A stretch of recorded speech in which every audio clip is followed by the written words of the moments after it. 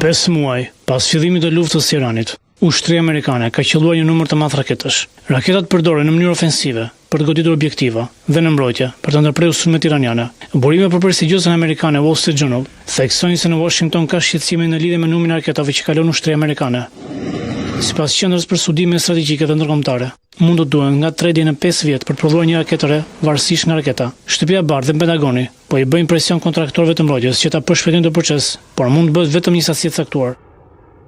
Qeveria nuk dëshiron të zbulojë se sa raketa i kanë mbetur, nuk dëshiron t'i telegrafojë Iranit ose Rusisë ose Kinës ose Koresë Veriut për këtë çështje se SHBA-t mund të kenë dobësi. Për të qenë të qartë, këto janë shifra që qeveria nuk dëshiron kurrë t'i publikojë, madje as në kopaqeje. Stoqet e municioneve ruhen me kujdes në një shenjë të epokës në të cilën ndodhemi. Nëse u kërkoni platformave të inteligjencës artificiale të profilit lartë vlerësojnë stokun e mbetur të raketave amerikane, do të merrni një përgjigje sigurisht. Ky nuk është grupi i dhënave aktuale të qeverisë.